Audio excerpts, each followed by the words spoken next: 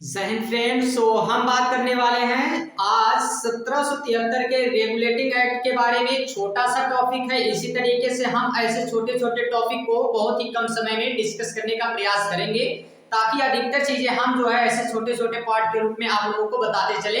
ये आपके लिए भी इम्पोर्टेंट हो और हम लोगों के लिए भी थोड़ा सा छोटा सा वीडियो आप लोग ज्यादा देखना पसंद करते हैं, तो इसलिए हम इसे भी आपके पास जो है प्रोवाइड करते चलेंगे। बहुत ही इंपॉर्टेंट वीडियो है, हर बार हर एग्जाम में इससे रिलेटेड क्वेश्चन आते रहते हैं, इसलिए हम इसे देखेंगे अभी और इसी समय। आपको ये 1773 का रेगुलेटिंग एक्ट, ठीक ना, ये सारी चीजें आज आप हम लोग अभी समझने वाले हैं। बाकी इसी के साथ आप लोगों को हम बता देते हैं कि इसी के बाद अगला वीडियो आप लोगों को मिलेगा जिसपे आप लोगों को यहाँ पे 1781 का संशोधन अधिनियम है, ठीक ना, इसके बारे में अगले वीडियो में हम लोग चर्चा करेंगे। इसी के साथ अभी जो आने वाली ये क्लास है, जो कि डिटेल क्लास आने वाली है, वो क्या है, तो मानव मस्तिष्क क्या है, ठीक ना, यानी मस्तिष्क के बारे में हम लोग डिटेल में समझेंगे। किस तरीके से आपके सोच विचार बदल जाते हैं, क्या सोचते हैं आप, आपके दिमाग में क्या चीजें आती हैं, आपका मन क्या कह रहा है। आज पढ़ने का मन बिल्कुल नहीं है, तो इन सारी चीजों के बारे में जानकारी हमको कहाँ मिलेगी, इस वीडियो में मिलेगी, जिसे अभी हम आप लोगों को प्रोवाइड कराएंगे। बहुत ही कम समय में इसे प्रोवाइड कराया जाएगा। हो सकता है कि कल तक आप लोगों को मिल जाए। कल हमने लाइव का प्रयास किया था बट चला नहीं, तो फिर हमें लगता है कि अगले वीडियो में हम लोग इसमें देखेंगे। अगला अगर हम बात करते हैं तो अभी जल्द ही आप लोगों को मिलने वाला है भारत का आकार और आकार और स्थिति, क्लास 9th जियोग्राफी का फर्स्ट चैप्टर हमने पढ़ाया है, बट इसको अभी फिर से हम नए कोर्स के साथ सारी चीजें अब चेंज हो रही हैं, तो हम जो है इसमें आप लोगों के सामने लेकर आ रहे हैं। ये सारी चीजें आप देख सकते हैं कि ये जितने भी कोर्स अभी आप लोगों को दिखाई दे रहे हैं, ये सारी चीजें अब आप लोगों को पढ़ाई जाएंगी। तो चलिए ज्यादा समय ना लेते हुए हम आ जाते हैं 1773 के रेगुलेटिंग एक्ट पर, ठीक ना। 1773 का ये रेगुलेटिंग एक्ट हम लोग पढ़ लेते हैं। तो चलिए स्टार्ट करते हुए 1773 का रेगुलेटिंग एक्ट क्या है। सबसे पहले इनमें कुछ पॉइंट आपको याद रखने हैं, और वो पॉइंट क्या क्या हैं, इन सारी चीजों के बारे में हम आपको बताते चलेंगे। तो फर्स्ट पॉइंट आपको याद रखना है कि रेगुलेट, ठीक ना। ये रेगुलेट करने का क्या मतलब है, रेगुलेट करने का मतलब होता है नियंत्रित करना, ठीक ना। ये नियंत्रित करना यानी रेगुलेट करने का मतलब है नियंत्रित करना।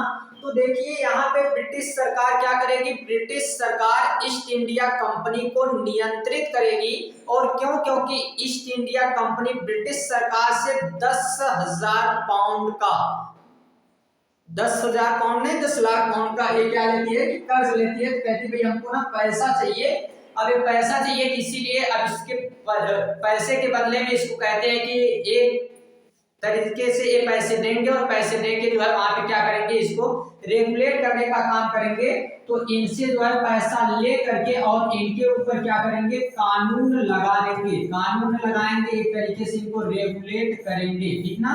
तो इसीलिए पहला कानून पारित किया जाता है 1773 का रेगुलेटिंग एक्ट। भारत में आने वाला एक ऐसा एक पहला कानून था जिससे हम लोगों ने सीखा कि भाई रेगुलेट भी किया जा सकता है, और ये नियम कानून के माध्यम से, ठीक है। दूसरी बात, ये आया था 1773 में, याद रखना है 1773 में रेगुलेटिंग एक्ट आया है।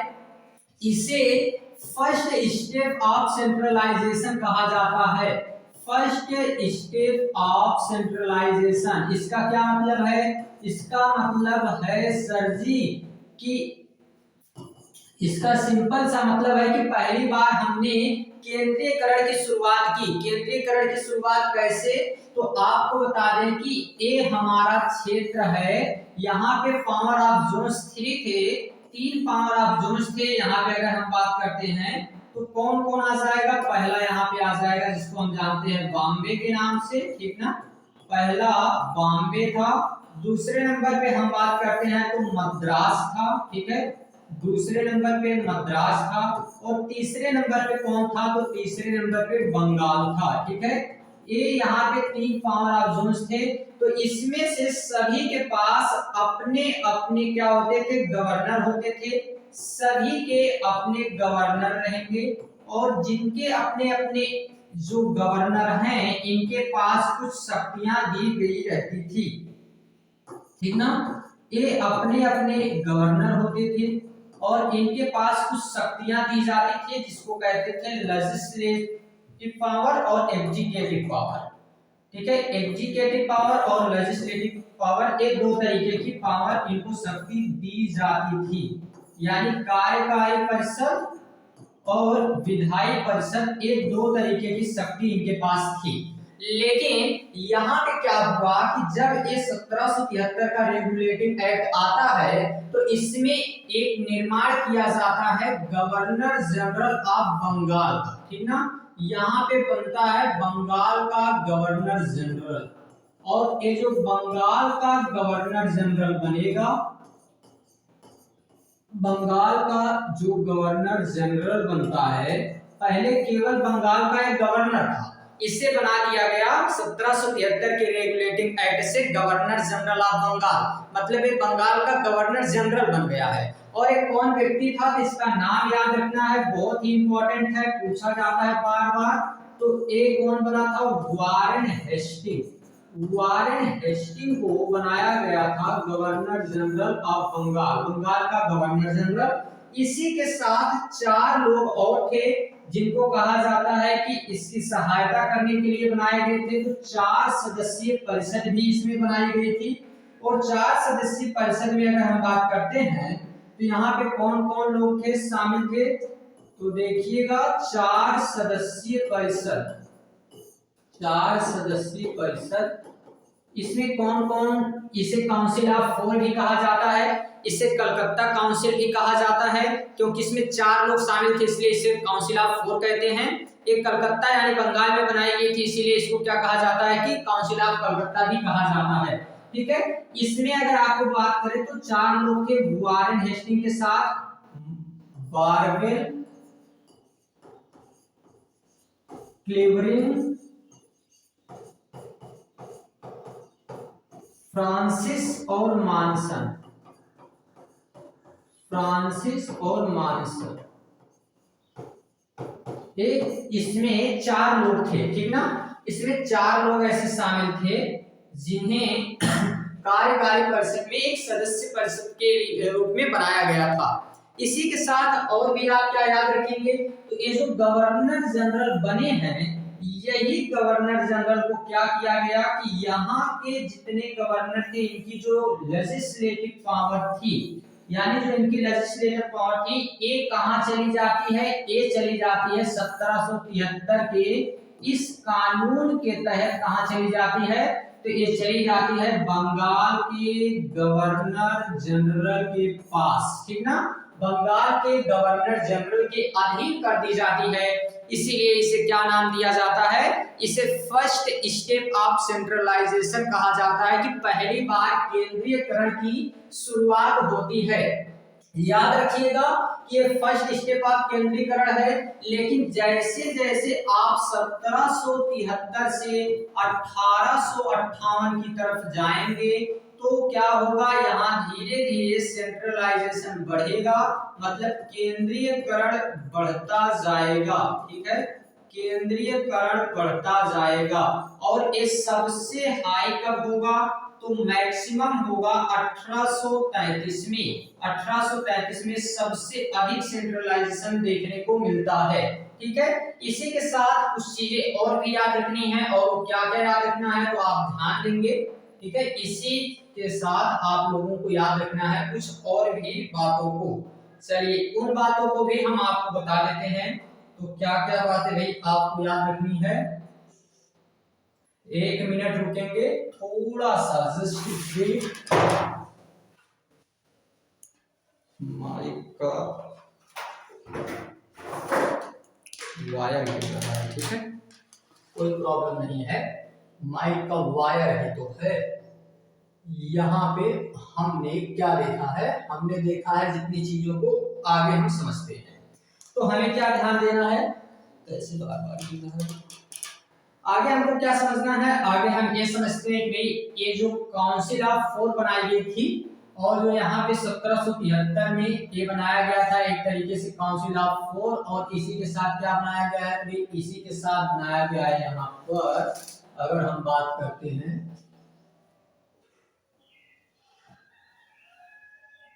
फुल नहीं ले रहा तो हो, अरे छोड़िए ना, ऐसे ठीक दिख रहा है, कोई प्रॉब्लम नहीं है इसमें, बहुत बड़ी दिक्कत तो नहीं आनी चाहिए। ठीक है, आप लोग समझ सकते हैं इतनी सारी चीजों के बारे में। ठीक है, देखिएगा, तो यहां से अब अगर हम बात करें तो ये जो 1773 का रेगुलेटिंग एक्ट आया, इस 1773 के रेगुलेटिंग एक्ट में पहली चीज तो भाई बंगाल में एक गवर्नर जनरल बना। ठीक है, बंगाल में गवर्नर जनरल बन गया, नाम क्या था, वारेन हेस्टिंग था। ठीक है, उसके 4 सदस्य और थे। इसी के साथ अगर हम बात करते हैं तो इसी के तहत 1774 ईस्वी में एक कलकत्ता में बनता है सुप्रीम कोर्ट। ठीक है, सुप्रीम कोर्ट बनता है कलकत्ता में, और इस सुप्रीम कोर्ट में अगर हम बात करते हैं तो इसमें 4 जज थे, 4 जज थे, और एक 4 जजों में एक थे मुख्य जज। ठीक है, एक मुख्य न्यायाधीश थे इसमें, और अगर हम बात करते हैं एक तो मुख्य न्यायाधीश और 3 इसमें अन्य न्यायाधीश थे। ठीक है, 3 इसमें अन्य न्यायाधीश थे। ये जो मुख्य न्यायाधीश थे इनका नाम कई बार पूछा जाता है, इनका नाम था एलिस